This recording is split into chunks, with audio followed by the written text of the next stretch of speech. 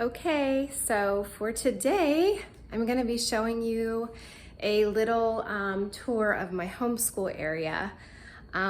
This is our hub right here, kitchen table with a blackboard. That is where we do school. Everything is in one central location. We live in a townhouse. We don't have a ton of room. We don't have a dedicated homeschooling room. I see people on YouTube that do, and I'm like, you are so lucky. But it's okay. We make it work. Wherever we have, room to stick a book and a rolling cart and, art supplies, we're good to go. So I'm just gonna pause this for a second and just talk about this Blackboard real quick because it is the central place of our homeschool. It's where we place portraits of beautiful art.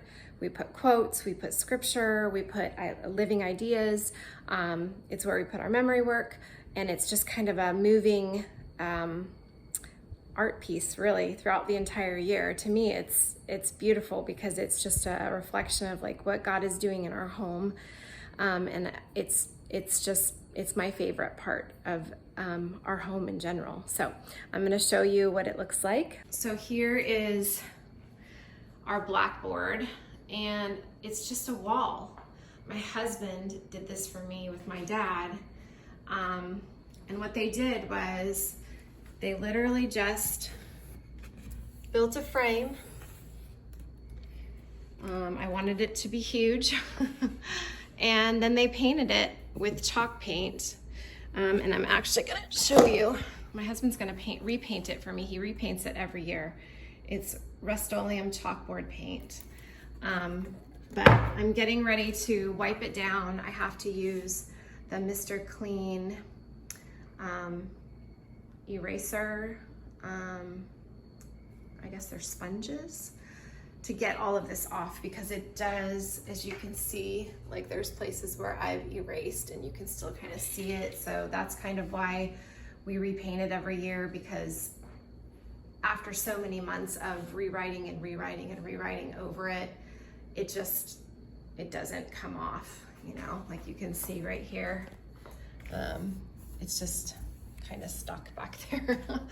But we use our board for everything. We use it to remind us of great people that we've read about, maps, wonderful quotes that we've found to be inspirational.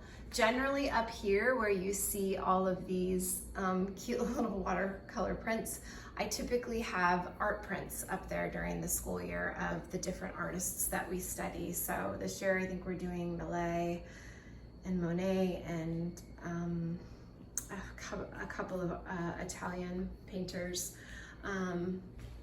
We have a section where we started taking notes from our government study, and so I left those up there, and another quote from one of our catechisms. We have some grammar, it's just kind of like I use it as a catch-all for all the different things that we value in whatever quarter we're in, and leave it there for memory work or just for reflection.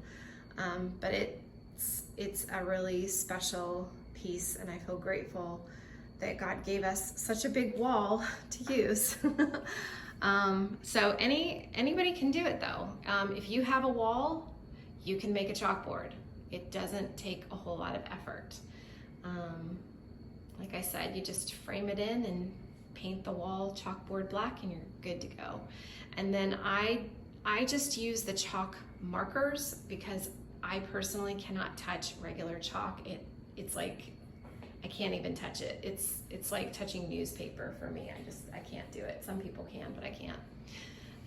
But anyways, that's it. So this should be wiped clean soon, and then my husband will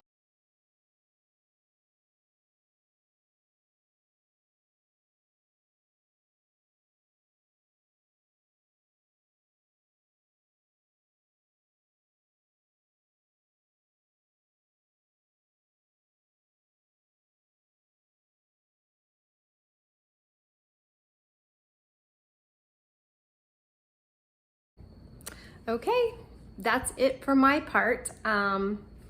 I took down all of the little papers that I had, quotes, the maps, different pictures that I had put up through the last quarter, and then tried my hardest. I used the magic eraser to, get as much off as I could of the writing, but as you can probably tell, I'm gonna go this way, it didn't all come off, and it's fine because we're painting over it. So if it was during the school year, I would just work a little harder on it. I would probably use like vinegar or lemon or something like that to get more off, but that's my part.